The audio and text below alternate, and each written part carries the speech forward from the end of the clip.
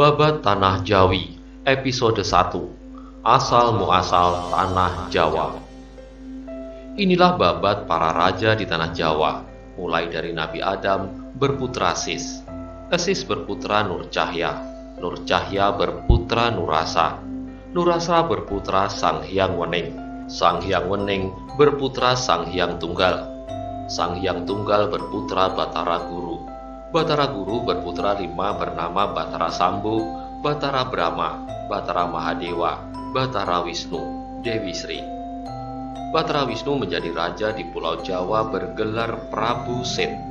Kerajaan Batara Guru ada di Suralaya. Batara Guru itu punya simpanan putri cantik di negara Mendang. Niatnya putri tadi mau diangkat ke surga, serta mau dijadikan permaisurinya. Tatkala Batara Wisnu sedang berkelana, ia tertarik melihat putri Mendang tadi. Tidak tahu bahwa sebenarnya putri tersebut sudah jadi simpanan ayahnya, lalu diperistri. Hal itu membuat marah Batara Guru. Sang Hyang Narada lalu diperintahkan untuk menyampaikan murkanya, serta mengambil alih kerajaannya. Batara Wisnu lalu pergi dari negerinya, bertapa di tengah hutan, di bawah pohon beringin berjajar 7 batang. Istrinya, putri dari Mendang itu pun ditinggalkannya. Prabu Watu Gunung dari negeri Giling Wesi. Kisah dari negeri Giling Wesi, rajanya bergelar Watu Gunung, permaisurinya 2 orang. Pertama bernama Dewi Sinta dan yang kedua Dewi Landep. Putranya 27 orang, semuanya laki-laki, yaitu Wukir, Kurantil, Tolu, Gumbrek, Wari Galit, Wari Agung, Julung Wangi, Sungsang, Gulungan, Kuningan, Langkir, Mandya-sia, Julung Pujut, Pahang, Keruwelut, Marakeh, Tambir, Mandangkungan, Maktal, Uye, Manahil, Perang Bakat, Baal, Ugu, Wayang, Ulawu, Dukut, semua keturunan dari Dewi Sinta. Pada waktu itu negeri Giling Wesi terjadi huru-hara besar. Banyak rakyat kecil yang menderita, makanan sukar didapat, sering terjadi gerhana matahari maupun gerhana bulan. Hujan salah musim, gempa 7 kali sehari. Itu sebagai isyarat negeri Giling Wesi akan rusak. Prabu Watu Gunung sangat sedih menyaksikan penderitaan rakyatnya itu. Suatu hari sang raja sedang tiduran di tempat peraduan yang terbuat dari gading. Istrinya yang bernama Dewi Sinta sangat terkejut ketika melihat raja cacat buta di kepalanya. Lalu bertanya apa yang menjadi sebab musababnya. Sang raja memberitahu ketika masih anak-anak, ketika ibunya sedang menanak nasi, beliau rewel lalu dipukul dengan entong sampai berdarah. Lalu pergilah beliau tanpa arah dan tujuan. Betapa terkejutnya Dewi Sinta sampai tak dapat bicara mendengar pengakuan sang Prabu. Teringatlah akan putranya yang tak pernah kunjung pulang karena dipukul dengan entong, persis seperti yang diceritakan sang raja. Sangat sedih hatinya, sebab dirinya ternyata telah dipersunting oleh putranya sendiri. Sang putri merenung mencari jalan keluar agar dapat lepas dari sang raja yang tak lain dan tak bukan adalah anak kandungnya sendiri. Karena lama terdiam saja, bertanyalah raja mengapa demikian lakunya. Dewi Sinta menjawab, sebenarnya ia sedang berpikir bahwa sang raja akan lebih sempurna keluhurannya jika mempunyai permaisuri bidadari dari Suralaya. Dewi Sinta berkeyakinan jika sampai berani melamar ke sana, pasti akan terjadi perang. Sang raja pasti akan menemui ajalnya. Inilah jalan untuk dapat lepas dari suaminya. Setelah diberitahu demikian, Prabu Watu Gunung lalu berniat masuk Suralaya, melamar bidadari. Ia segera menjatuhkan perintah kepada para punggawa serta kepada putranya yang berjumlah 27 tadi, memberangkatkan prajuritnya ke Suralaya. Setelah Batara Guru mendengar Raja Giling Wesi akan naik ke Suralaya, maka dipanggillah para dewa. Semua ditanya mau tidak menghadapi Prabu Watugunung. Semua menjawab takut. Lalu Sang Hyang Narada memberi saran kepada Batara Guru agar memanggil putranya Batara Wisnu. Bila mampu mengalahkan Raja Giling Wesi, akan diampuni dosa-dosanya. Sebab selain Batara Wisnu, rasa-rasanya tak ada yang mampu melawan Prabu Watugunung. Batara Guru mengiyakan. Sang Hyang Narada lalu turun dari Suralaya akan mencari Batara Wisnu. Sang Hyang Narada dapat menemukan Batara Wisnu yang sedang bertapa di bawah 7 pohon beringin. Ia lalu menyampaikan perintah Batara Guru seperti yang tersebut tadi. Batara Wisnu bersedia mengalahkan Raja Giling Wesi, tetapi mohon izin untuk pulang terlebih dahulu, akan berpamitan dengan istrinya. Sang Hyang Narada dimohon menunggu di bawah pohon beringin 7 tadi. Batara Wisnu lalu berangkat untuk menemui istrinya. Ketika ditinggal pergi dulu, istrinya sedang mengandung. Batara Wisnu berpesan bila lahir seorang putra diberi nama Srigati. Setelah yang lahir laki-laki lalu diberi nama sesuai dengan pesan suaminya. Setelah dewasa, tampan rupanya. Kemudian Batara Wisnu datang bertemu dengan Permaisuri dan putranya. Permaisuri diberitahu bahwa dirinya dipanggil oleh Batara Guru naik ke Suralaya. Diperintahkan untuk menghadapi Raja Giling Wesi. Putranya ingin ikut, tetapi Batara Wisnu melarang. Setelah berpamitan dengan permaisurinya, ia lalu berangkat, kemudian bertemu dengan Sang Hyang Narada di bawah pohon beringin 7. Raden Srigati yang ditinggal tadi mengejar kepergian ayahnya sampai di pohon beringin 7. Duduklah ia di belakangnya. Sang Hyang Narada setelah tahu bahwa ia adalah putra Batara Wisnu dan ikut ke Suralaya, memberi nasihat kepada Batara Wisnu, jangan membawa putranya. Itu mungkin dapat membangkitkan amarah Batara Guru. Putranya lalu diperintahkan untuk pulang. Sang Hyang Narada dengan Batara Wisnu segera berangkat ke Suralaya. Raden Srigati ditinggal di bawah beringin 7. Perjalanan Sang Hyang Narada bersama Batara Wisnu akhirnya sampai di Suralaya. Mereka bersama-sama menghadap Batara Guru. Baru asik berbicara, tidak lama kemudian Raden Srigati yang ditinggal tadi menyusul perjalanan ayahnya. Sampai di bangsal kedewataan, ia duduk di belakang ayahnya. Batara Guru setelah melihat ada seorang pemuda tampan wajahnya duduk di belakang Batara Wisnu, bertanya kepada Sang Hyang Narada, siapakah pemuda tersebut? Narada memberitahu bahwa itu putranya Batara Wisnu, keturunan dengan putri dari Mendang. Batara Guru setelah mendengarkan laporan demikian sangatlah murka.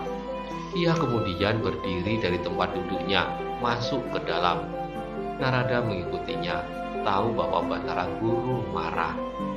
Batara Guru lalu memerintahkan kepada Sang Hyang Narada supaya mengambil putranya Batara Wisnu akan dibunuh untuk tumbal di surga. Sedang Batara Wisnu diperintahkan untuk segera menghadapi musuh. Setelah Batara Wisnu mendapat perintah demikian, ia memberi jawaban, jika putranya akan dibunuh, dia tidak akan menghadapi musuh. Sang Hyang Narada lalu memberitahu kepada Batara Guru tentang jawaban Batara Wisnu. Tidak lama kemudian, di luar gempar seru-seruan. Musuh datang. Batara Guru sangat takut serta gemetar, memohon petunjuk kepada Sang Hyang Narada. Jawaban Sang Hyang Narada, jika tidak dibatalkan niatnya untuk membunuh Srigati dan Batara Wisnu, tidak akan berperang. Tak urung rusaklah Suralaya. Batara Guru menuruti saran Sang Hyang Narada, tidak jadi niatnya untuk membunuh Srigati. Lalu Batara Wisnu diperintahkan untuk menghadapi musuh. Batara Wisnu serta putranya lalu keluar dari bangsal kedewataan menghadapi Raja Giling Wesi, dan kemudian bertemu dan saling berhadapan-hadapan dengan Raja Giling Wesi. Sang raja menawarkan kepada Batara Wisnu tidak usah berperang. Jika dapat menerima cangkrimannya atau teka-teki, sang raja mengalah sukarela untuk dibunuh. Tetapi jika tidak dapat menebak cangkrimannya, semua dewa di Suralaya harus takluk menyerahkan semua bidadari untuk dijadikan istrinya. Batara Wisnu menyetujui penawaran tadi. Sang raja lalu membeberkan cangkrimannya. Ada pohon adikih, adakah buahnya? Ada pohon adakah, adikih buahnya? Cangkriman itu dijawab oleh Batara Wisnu. Pohon adikih adalah buahnya, itu semangka. Pohon adakah, adikih buahnya, itu beringin. Sang raja tidak bisa bicara, sudah tertebak cangkrimannya. Ia lalu diserang dengan senjata cakra oleh Batara Wisnu hingga putus lehernya. Semua bala tentaranya ketakutan, bubar, kembali pulang semuanya. Setelah meninggalnya Prabu Watugiling, Dewi Sinta sangat sedih dan menangis. Tangisannya mendatangkan gara-gara kerusuhan sampai di Suralaya, hingga menjadikan susah para dewa. Batara Guru bertanya kepada Sang Hyang Narada, apa yang menjadi sebab gara-gara? Sang Hyang Narada memberitahu sebab terjadinya gara-gara adalah tangis haru dari Dewi Sinta yang berduka cita sebab gugurnya Prabu Watugunung. Batara Guru lalu memerintahkan Sang Hyang Narada untuk menemui Dewi Sinta, memintanya supaya berhenti menangis. Ia menyanggupi dalam waktu 3 hari Sang Prabu Watugunung akan dihidupkan kembali, diturunkan serta diangkat jadi raja di negara Giling Wesi lagi. Sang Hyang Narada lalu menyampaikan perintah Batara Guru kepada Dewi Sinta. Dewi Sinta lalu berhenti menangis. Gara-gara besar itu pun segera hilang. Setelah sampai 3 hari Prabu Watugunung tidak kelihatan, Dewi Sinta menangis lagi, mendatangkan gara-gara, hingga melebihi yang sudah terjadi. Batara Guru menanyakan kepada Sang Hyang Narada apa yang menjadi sebab gara-gara.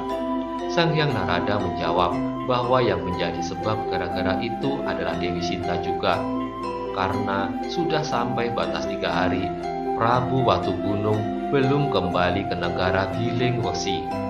Batara Guru lalu memerintahkan kepada Sang Hyang Narada menghidupkan Prabu Watugunung serta memulangkan ke negara Giling Wesi. Setelah Prabu Watugunung dihidupkan oleh Sang Hyang Narada, ia diperintahkan kembali ke negeri di Giling Wesi. Tetapi Sang Prabu tidak mau, sebab sudah merasa senang di surga. Permintaannya, permaisuri serta putranya agar dinaikkan ke surga bersatu dengan sang raja. Batara Guru mengizinkan permohonan itu, lalu memerintahkan permaisuri beserta putranya naik ke surga. Mereka diambil satu persatu tiap hari Ahad atau Ahad atau Minggu.